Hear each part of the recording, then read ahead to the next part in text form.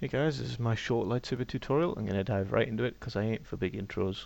I've recorded this once but unfortunately crashed, so I've got to do it again. So here we are. So I'm going to go straight and draw a vector line straight off the base. Now I've already worked out that this is about 130 pixels, so I'm going to just go straight up, and plenty of overlap is totally fine. The next thing I want to do is go image or edit and transform perspective. What we're going to do is, you'll see the blade is thicker at the top than it is at the base. We are going to thicken that up and match it. So we're going to play with these perspective tools until we get the right thickness at the tip. So we want it to mask everything. We might actually want to bring it a little bit up on the base too. So everything looks good. I'm going to accept those transforms.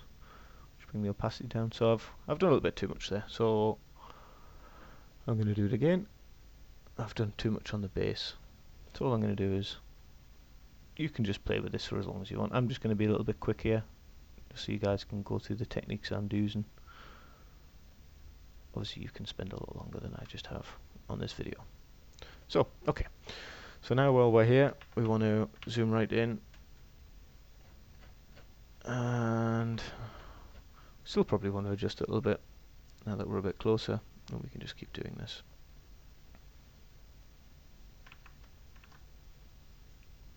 Till it's just right. So yep, that's pretty good for me. Okay, so once we're at this zoom sort of level, we want to accept, and we want to turn our shape into a rasterized object. So once this is done, this has basically turned it from a vector, which means you can change its scale, shape and size, and we're going to turn it, we've just turned it into a drawn item. This means it's just the same as painting a rectangle on your screen.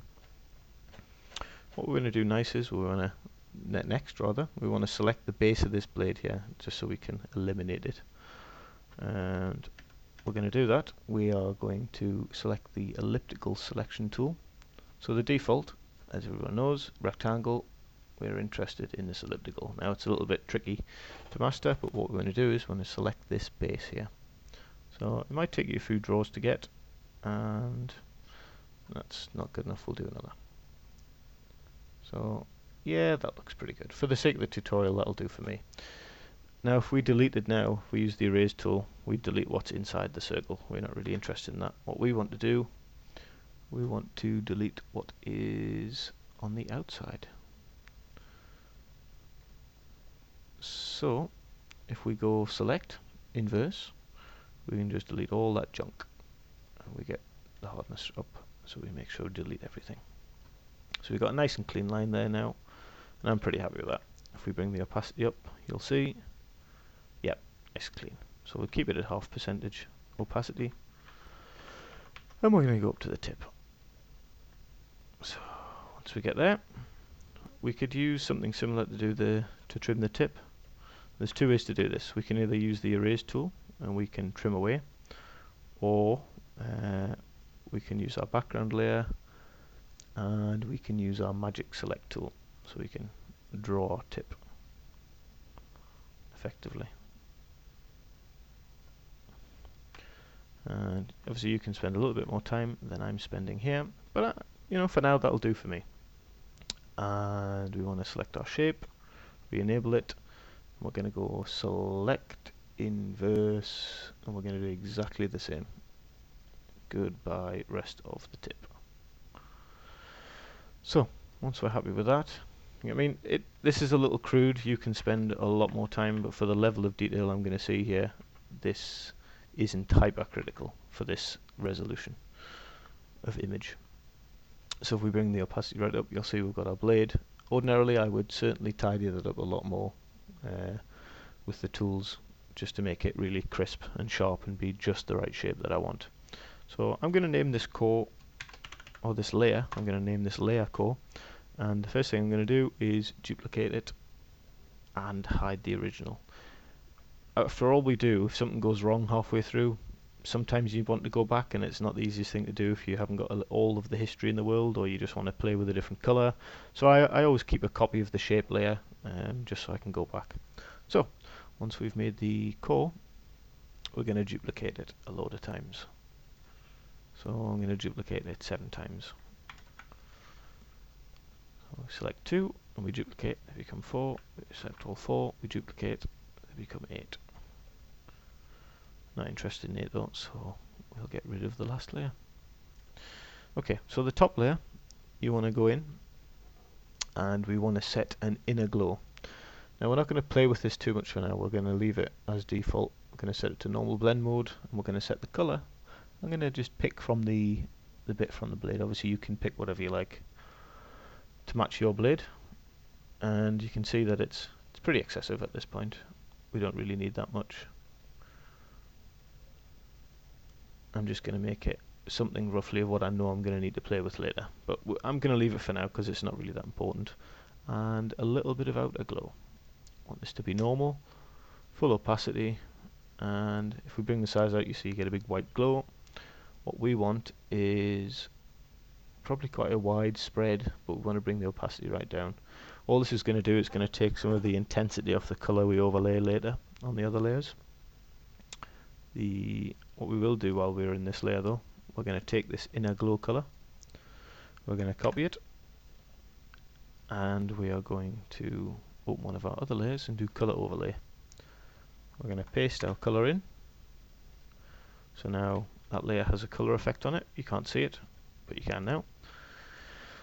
And to copy this, we just go copy layer style and paste layer style. So now every layer has the same thing and we're happy. The next thing we want to do is go filter, blur, and Gaussian blur. Doesn't matter whether you start at the bottom or the top, it's all the same. So I normally start around about 300 and then filter, blur on the next layer down. I do 150 and then same again, except we're just gonna keep exponentially dropping the value as we get closer to the blade. Filter, blur, Gaussian blur. 35, filter. So all this is doing is it's just increasing the intensity as you get closer to the blade, because if you look in the films, the colour gets more intense the closer to the blade, so we're repeating this process again and again to increase the intensity closer to the blade. I'm sure there's other ways to do it, but this is the hodgepodge method I've gained over the years of fiddling with saber effects, and it works pretty well for me. So we can see that that inner glow of white is just killing our effect a little bit. I think it's because I changed the layer type. So we're going to just set that outer glow back to screen, I think. Was it screen? We can just play with one of the layers until we find the one that's good. So, ooh, that's ugly. Yeah, that should do. We just want to drop that opacity right down. So it's just a gentle white hazing on the edge of the blade just to bring the intensity of that colour just down a little notch. And that looks good to me. Some of this it's going to be trial and error for every different one you do, but that's pretty much the effect. So there is in effect our saber effect done. There's 2 more steps that I like, and I'm going to continue on now, and hopefully the recording will hold out and it won't break. So the next thing I like to do is I like to add a little extra glow to my subjects, because I imagine that sabers are big bright things and they're going to affect their environment a lot more than what our pesky LEDs in the real world do. So I normally make a new layer like so, and this is going to be our glow layer. We're going to copy our layer style from one of our cores and paste it on, because we're going to want the glow to be the same colour as the blade, because I guess we do. And we're going to just grab our draw tool and we're going to draw wherever we think the saber would be glowing. Now we don't want the drawing colour, doesn't matter, that's a bit ridiculous at the moment. I know it looks silly, but just stick with it. So we're going to do a little bit more on the nose and a bit more here, a bit more on the cheek. I always laugh at this stage because it's funny to watch.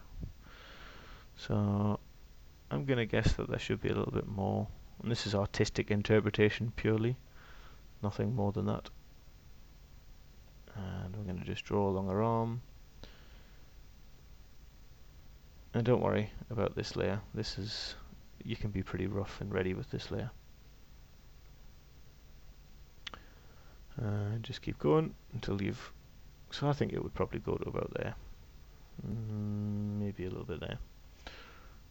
You can just draw around and make these details, and you know, things that you might have lost in the original shoot you will regain now, because it's going to lighten them up in a minute. So I'm going to run along the digits, give it a little bit extra definition there. So I'm pretty happy there. Have a little bit more glow there, and I guess that will do for now for this example. You know, you can play around and see what works best for you, but this will do for me for now. So we're going to go filter, blur, Gaussian blur, again our friend, and as you can see it's still pretty cartoony and ridiculous. We're going to bring it right up, and what we want to look at is not how silly and thick the colour is, but the kind of area that the colour is affecting. Don't worry so much about these bits that go over the edges, we're going to clean those up in a minute, but look at how it's affecting your subject. So when we start to say, okay, yeah, this is kind of where I'd expect the light to go, it's a bit rough and it's around the area, let's bring it down a little more. Okay, so to me that looks about right. We're getting nice, neat, clean lines all of where we've highlighted, and we're going to hit OK. The next thing we're probably going to do is bring down that opacity to something a little bit less intense. So you can see with it off, it's as it is, and we just bring up that intensity until we find a level we like. And for this, I'm going to say somewhere around about 50%. The next thing we want to do is just clean up those edges. So I'm going to bring the hardness down on my eraser tool, and you'll see we've got a little purple overspill here. Now, in the real world, I say loosely because these are lightsabers, I'd imagine we would not get that kind of overspill, because it would just be blade shining into thin air. So I've reduced the hardness so it doesn't affect how much I delete. So you can see cleaning this up just keeps it nice and crisp. So we're going to run all the way along to the tip until we're happy. In any other regions that you think have been overexposed, we can now, like I think this is probably a little excessive, we can bring this down, and we can keep that nice and soft by just reducing the hardness on the tool. So I mean, you can spend more time and draw and redraw and do everything you like. It's entirely up to you. It really doesn't matter. This is your game. You can do what you like. This is just my technique. So to be fair, I probably would have just ruined. I've ruined these fingers now, but yeah, I'm gonna just get rid of them. Sometimes it doesn't always go so well, especially when you're trying in a rush. But you guys get the idea. I'm gonna just bring down that opacity a little bit more to hide that mistake. So you can see it shining on the inside of our hand, and that's fine. I'm gonna just trim a little bit more from the side of our face though.